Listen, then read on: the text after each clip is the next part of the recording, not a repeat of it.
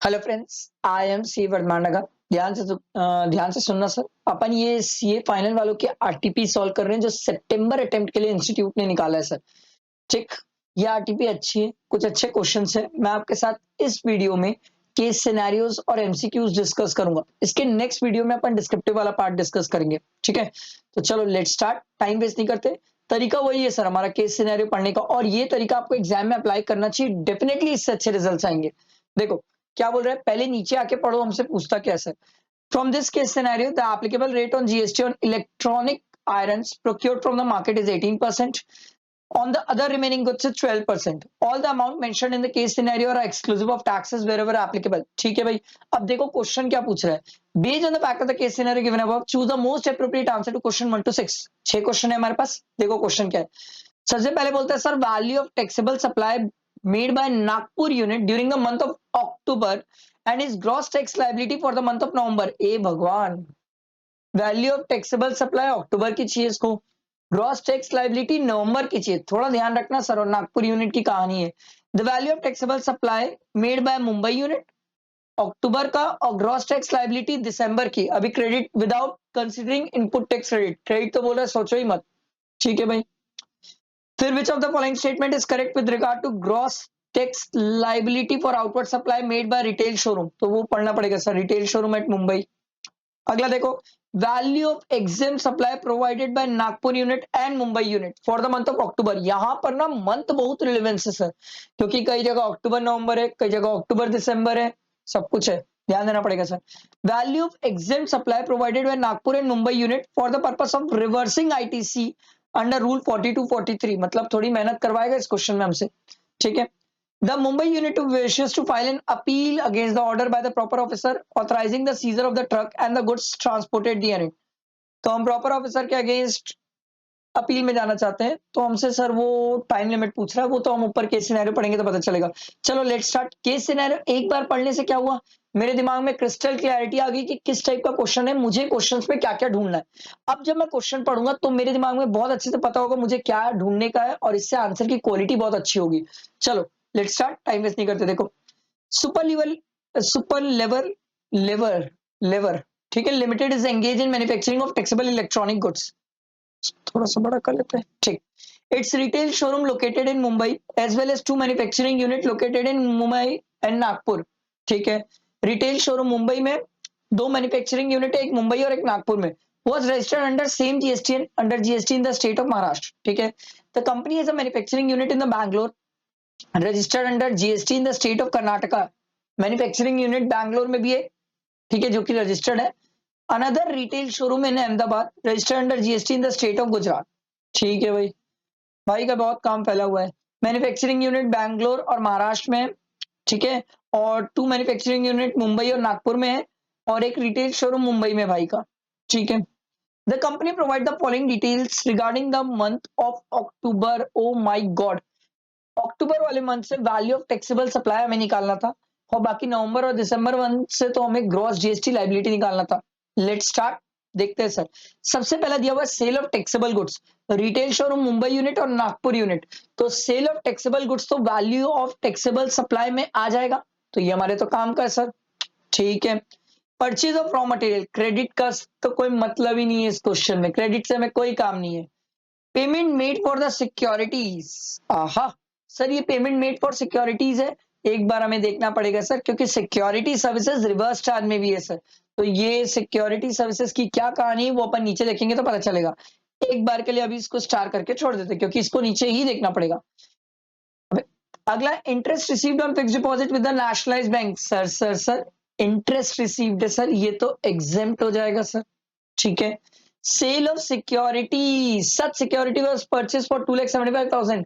ओहो, very very important, very very important, क्योंकि sir हमसे क्वेश्चन में रूल 42-43 के लिए वैल्यू ऑफ एग्जाम सप्लाई पूछा, और वैल्यू ऑफ एग्जाम सप्लाई में सेल ऑफ सिक्योरिटीज आता है।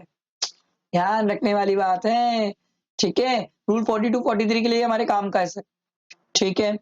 Sale of agriculture land in the vicinity of the manufacturing unit, stamp duty value. लो भैया, ये भी हमारे काम का है। काय के लिए? ये दोनों हमारे रूल 42 और 43 के लिए काम के हैं। ठीक है, हमें तो स्टैम्प ड्यूटी वैल्यू से मतलब है, ध्यान रखिएगा सर। ठीक, उसके बाद दिया हुआ है sir sale of old factory building which was not used any more, stamp duty value दी हुई है 75 लाख 90 लाख। ये भी रूल 42 43 के लिए काम का है सर। तो रूल 42 43 के लिए काम की चीजें तो मिल गई मेरे को अक्टूबर मंथ की, क्योंकि मेरे से एक क्वेश्चन तो यही पूछा था ना सर कि कहाँ गया देखो सर, अक्टूबर मंथ में रूल 42 43 के हिसाब से वैल्यू ऑफ एग्जाम सप्लाई में क्या क्या आएगा। तो देखो सर एकदम सिंपल है सर, नागपुर यूनिट में तो ये आ जाएगा सर, अक्टूबर मंथ की कहानी नागपुर में तो ये आ जाएगा सर, ठीक, क्योंकि स्टैम्प ड्यूटी वैल्यू भी इसकी इतनी है। पर जब बात आती है मुंबई यूनिट की, तो मुंबई यूनिट में एक तो ये 75 लाख आएगा, stamp duty was paid on 75 lakh, जितने में स्टैम्प ड्यूटी पे हो रही है वो वैल्यू आती है, तो एक तो 75 लाख आ जाएगा, ठीक है। और सेल ऑफ सिक्योरिटी जो है सर वो 4,50,000 है। हमने बोला था सर जितने में सेल करेगा सिक्योरिटी उसका 1%, तो 1% है 4,500, तो प्लस 75 लाख, ये 75 लाख 4,500 आ रहा है सर, ठीक है, और 1,85,00,000, तो एक आंसर तो मिल गया सर। आ जाओ आ गया नीचे, लो भाई ये रहा, एक आंसर तो हमें मिल गया। आई बात समझ, क्लियर हुआ। इसीलिए मैं बोलता हूं पहले क्वेश्चन पढ़ लो, बहुत फायदा मिलता है सर, बहुत फायदा मिलता है, ठीक है। आगे बढ़ते हैं। From the following additional information is provided by the company, company ने कुछ एडिशनल इन्फॉर्मेशन भी दी हुई है। देखो in case of Mumbai unit, payment for security services for the month of October has been made to Safe and Secure Private Solution Private Limited, ठीक है, a company not registered under GST, ये कंपनी तो registered ही नहीं है under GST, ठीक है। For the Nagpur unit the payment for security services for the month of October has been made to vigilant solution a partnership firm registered under GST. Sir याद है सिक्योरिटी सर्विसेज, ये बोल रहा है sir security services to a registered person reverse charge होता है, to unregistered person reverse charge नहीं होता है सर, ये ध्यान रखने वाली बात, security services very very important. तो सर नागपुर यूनिट ने जो प्रोवाइड किया, कहां गया भाई नागपुर यूनिट, ये रहा नागपुर यूनिट, सिक्योरिटी सर्विसेज जो प्रोवाइड किया है वो सामने रजिस्टर्ड पर्सन को रिवर्स चार्ज पे चले जाएगा सर, वेरी वेरी इंपॉर्टेंट, ठीक है। और payment made for security services Mumbai unit वाले ने जो प्रोवाइड किया है, देखो मुंबई ने सिक्योरिटी सर्विसेज प्रोवाइड किया for the month of October has been made to safe and solution private limited, company not registered. अब सामने वाला रजिस्टर्ड ही नहीं है, जब सामने वाला रजिस्टर्ड ही नहीं है, सिक्योरिटी सर्विसेज है, तो उस केस में क्या होगा सर, यहां पर चले जाएगा, सामने वाला रजिस्टर्ड नहीं है, फॉरवर्ड चार्ज चले जाएगा, ठीक है। मुंबई यूनिट, क्योंकि हर एक यूनिट तो रजिस्टर्ड है ना सर, हम ऊपर पढ़ के आ रहे, देखो retail showroom Mumbai unit, two manufacturing unit Mumbai and Nagpur are registered under same GSTN number, दोनों सेम जीएसटीएन नंबर पे रजिस्टर्ड है सर। आ रही बात समझ, बैठा है दिमाग में, ठीक है। आगे बढ़ते हैं। अच्छा एक क्वेश्चन और है, मेरे को अच्छा याद आया, हमसे क्वेश्चन में पूछा था सर, एक क्वेश्चन में हमसे ये भी पूछा था, value of exempt supply provided by the Nagpur and Mumbai unit during the month of अक्टूबर, जो कि एग्जेम्प्ट है। तो एग्जेम्प्ट तो हम ढूंढ लिए सर, ये इंटरेस्ट वाला ही तो एग्जेम्प्ट है, और कुछ तो एग्जेम्प्ट दिखा ही नहीं सर, तो लो ये एक आंसर और मिल गया आपको, पता है, ये देखो एग्जाम में सर एक सिर्फ नागपुर वाले का एग्जेम्प्ट है सर, मुंबई वाले यूनिट का कुछ भी एग्जाम नहीं है सर। ध्यान से सुनो, रूल 42 43 के लिए एग्जाम देखना अलग बात होती है, बाकी चीजों के लिए एग्जाम देखना अलग बात होती है, ये चीज का ध्यान रखना, गड़बड़ मत कर देना। रूल 42 43 के एग्जाम जो वैल्यू देखते हैं उसको बहुत अच्छे से याद रख लेना सर, बाकी एग्जाम अलग है, रूल 42 43 में कुछ अलग एग्जाम्स आते हैं सर, दो तीन अलग आते हैं, याद है ना, sale of security reverse charge वाला, और एक ये क्या बोलते हैं,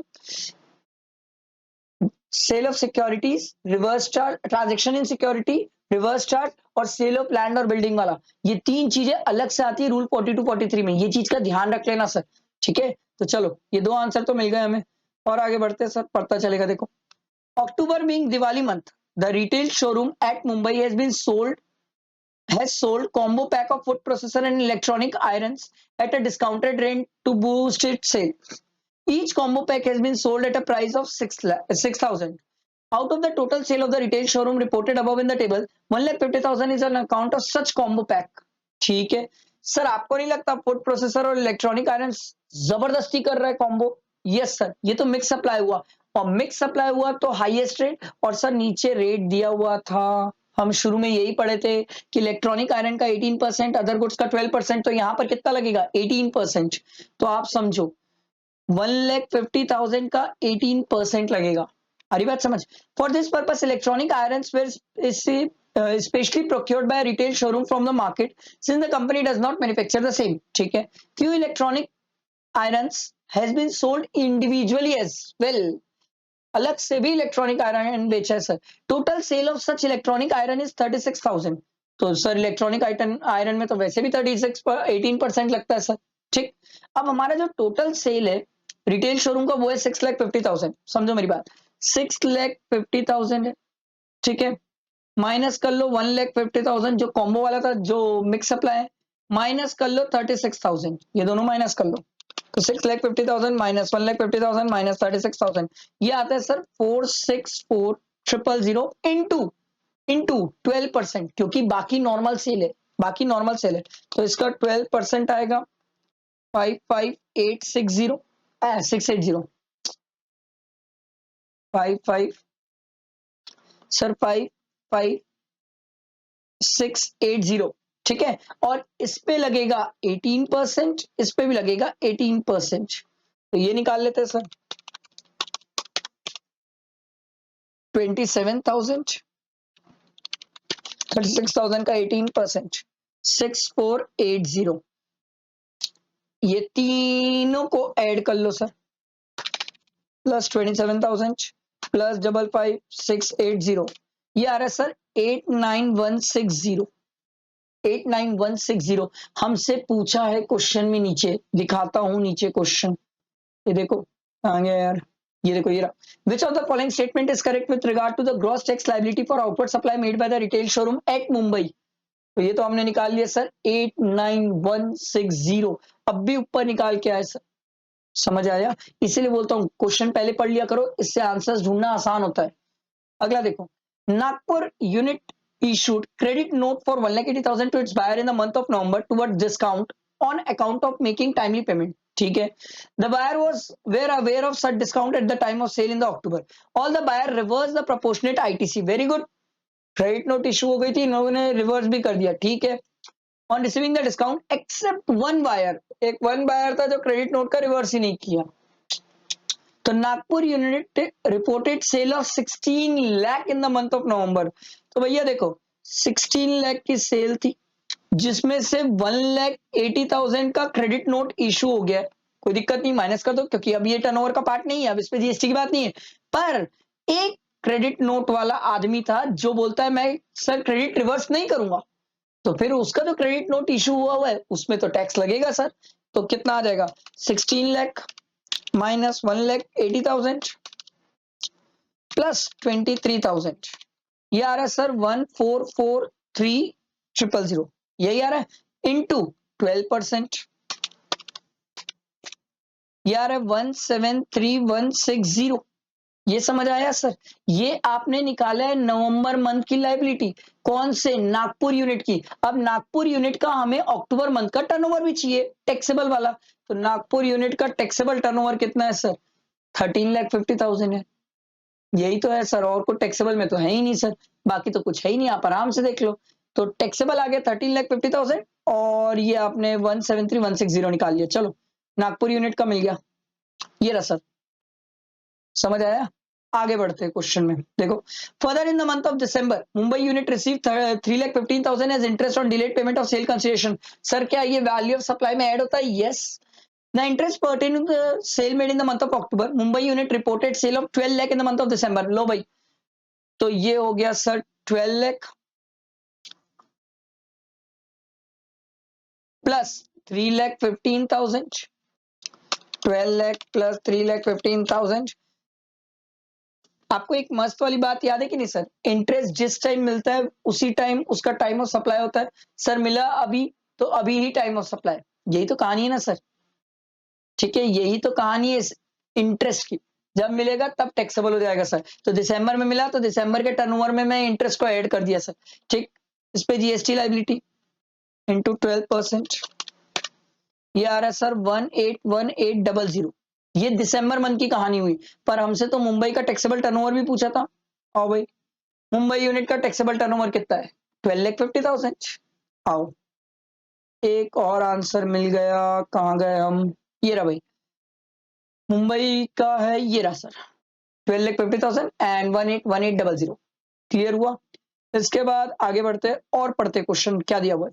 stock valued at 7,30,000 was transferred from Mumbai unit to Nagpur unit on 16th October. Further, stock valued 6,80,000 was also transferred from Bangalore unit to retail showroom at Ahmedabad on October 2022. Same was billed to Ahmedabad showroom, retail showroom of 5 lakh. ठीक है, तो इस point का मेरे लिए as such question में कोई relevance तो नहीं बनता है सर, क्योंकि मेरे लिए ये क्वेश्चन में कोई मतलब का नहीं है सर। हाँ, मुझे नॉलेज के लिए बता दिया कि स्टॉक वैल्यूड 7,30,000 मुंबई यूनिट से नागपुर यूनिट गया है 16 अक्टूबर को, ठीक है। For the stock valued 6,80,000 was also transferred from Bangalore unit to retail showroom at Ahmedabad. ये भी हुआ है sir. The same was billed to Ahmedabad retail showroom at 5 lakh.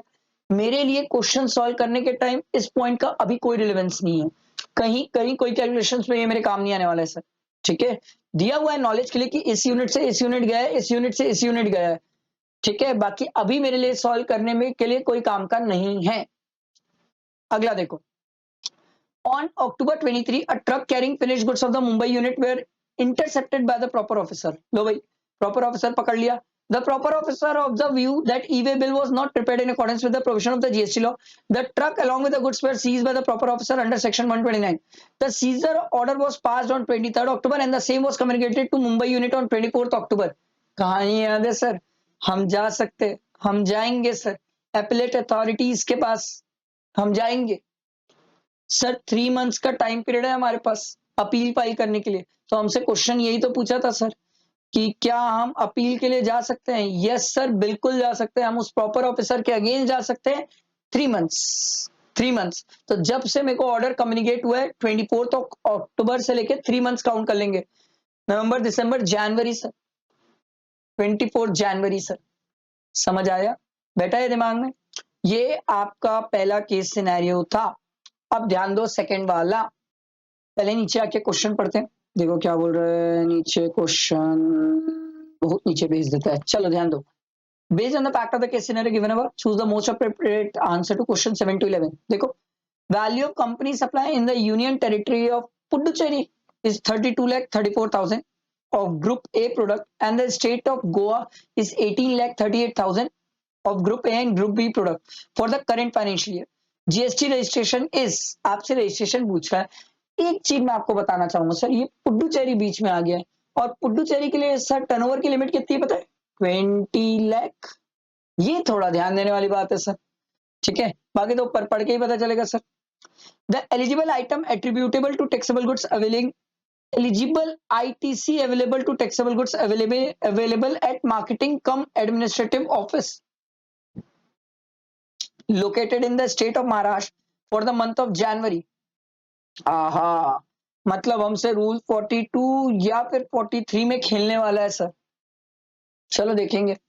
Eligible ITC attributable to taxable supply in respect of capital asset. लो भैया, मतलब crystal clear कर रहा है ये, 43 तो खेलूंगा ही बोलता है। In the state of Tamil Nadu for the month of January, ठीक है। Lubricant value 10,000 has been stock transferred from the blending plant located in the state of Tamil Nadu to the refinery located in the same state. ठीक, एक minute, दोनों चीज same state में ही चलिए sir. Stock transfer in the month of January, CGST payable on such transaction is, ये तो मैं बिना ऊपर पढ़े भी बता सकता हूँ सर। एक ही स्टेट के अंदर स्टॉक ट्रांसफर हो रहा है तो उस केस में नील है सर, ठीक है। ये सप्लाई माना ही नहीं जाता सर, ठीक। Which of the following is required from Bella Petroleum Limited in respect of the spares destroyed by fire in February? देखना पड़ेगा।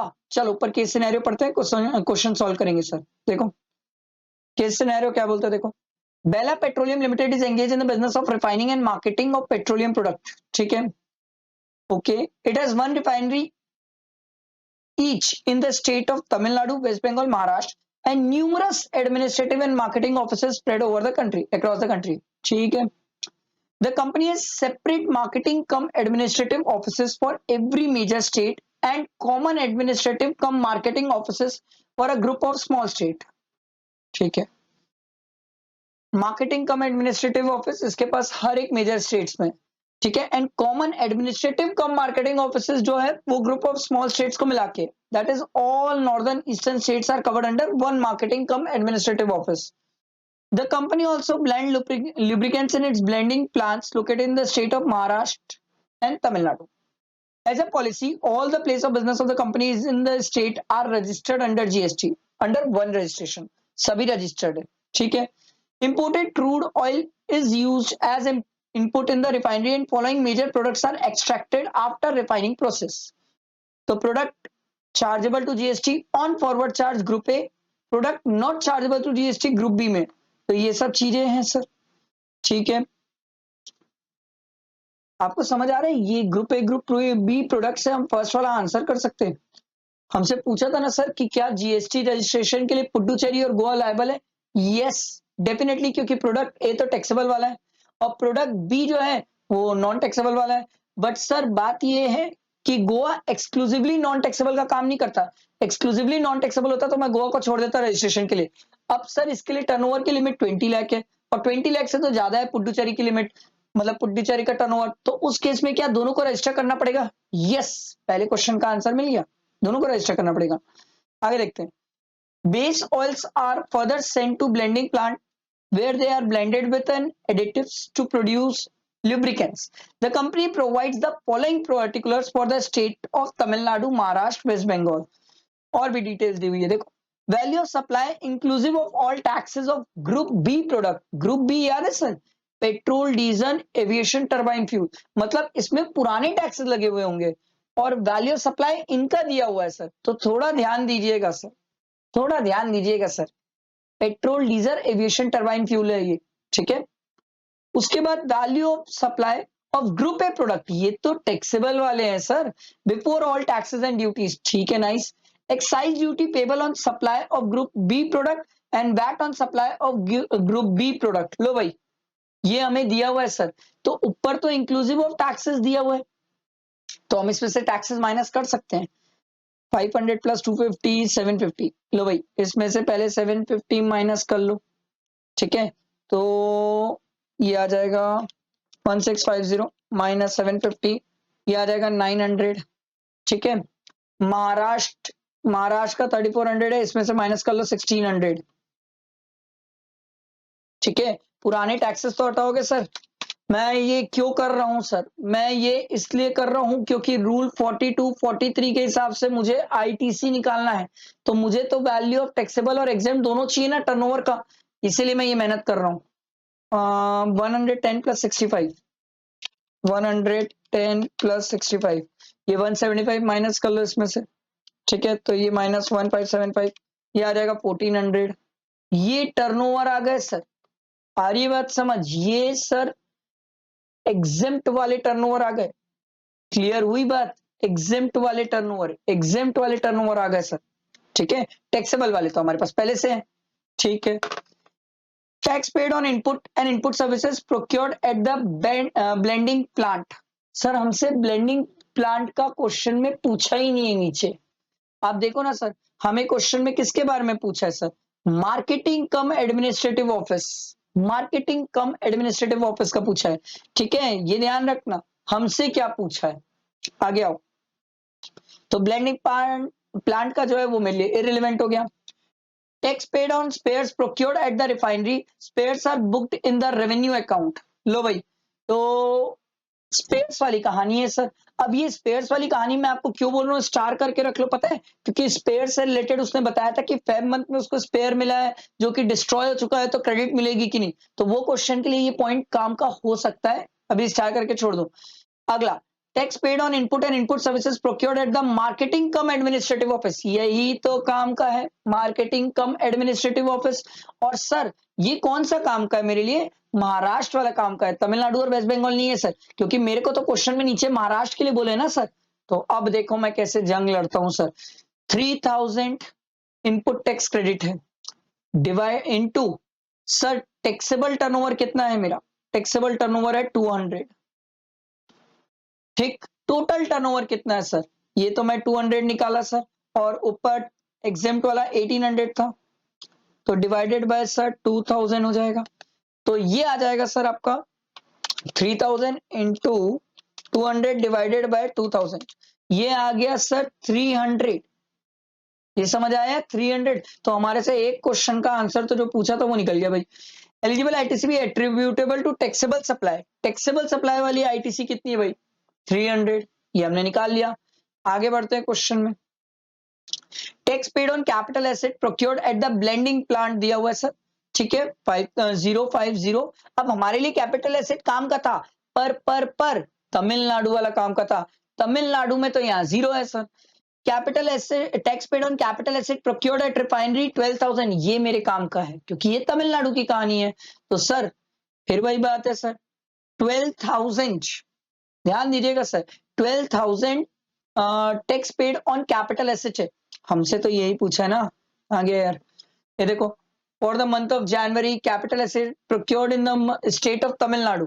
तो भाई देखो 12,000 डिवाइडेड बाय 60, क्योंकि अपन कैपिटल एसेट की लाइफ 5 इयर्स मान के चलते हैं, तो 12,000 डिवाइडेड बाय 60, ये आ गया सर 200 इनटू एग्जेम टर्नओवर कितना है भैया, एग्जेम टर्नओवर है 900 और टैक्सेबल टर्नओवर है 100, ठीक है। एग्जेम टर्नओवर है 900, टैक्सेबल टर्नओवर 100, तो दोनों मिला के 1000। तो ये 200 इंटू 900 डिवाइडेड बाय 1000, ये आ रहा है सर 180 इनएलिजिबल क्रेडिट, इनएलिजिबल। तो सर 12,000 टैक्स और इनपुट टैक्स क्रेडिट है, इसमें से इस मंथ का 180 इनएलिजिबल है, माइनस 12,000 कर लो, तो ये आ रहा है 11, लो भाई ये आ रहा है सर 11820। समझ आया, बैठा दिमाग में। आगे बढ़ते क्वेश्चन में पढ़ते हैं सर, देखो।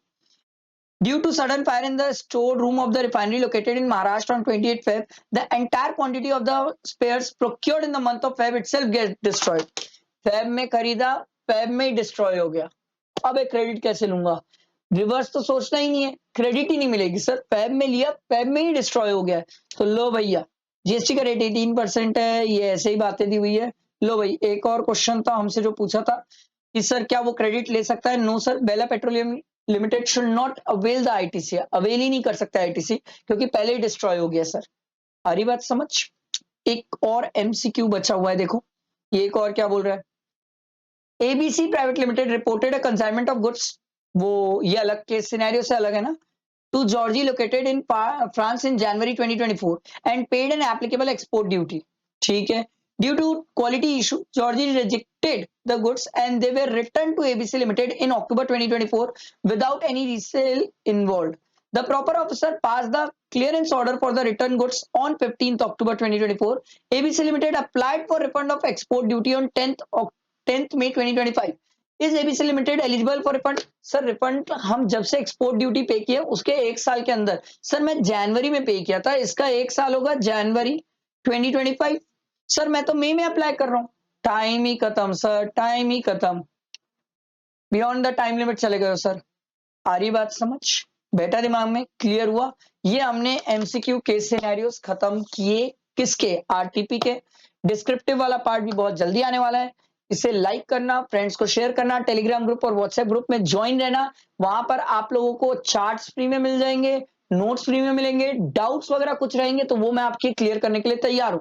मैं पर्सनली आपको असिस्ट करूंगा, बट आपको भी तो साथ में जुड़ना पड़ेगा, तब तो मजा आएगा सर। और अभी आप लोगों के लिए बहुत सारी चीजें आने वाली है सर। अभी आप लोगों के लिए रिविजन सीरीज आएगी सर, फास्ट ट्रैक बैच आने वाला है। सेकेंड थिंग, वो भी फ्री में यूट्यूब में फास्ट ट्रैक बैच आएगा, ठीक है। सेकेंड है आप लोगों के लिए अभी केस सिनेरियोज आने वाले हैं, जो 35 केस सिनेरियोज है वो भी आने वाले हैं। बहुत कुछ है इस चैनल में आप लोगों के लिए, साथ में रहो, बहुत मजा आएगा सर, ठीक है। चलो, थैंक यू।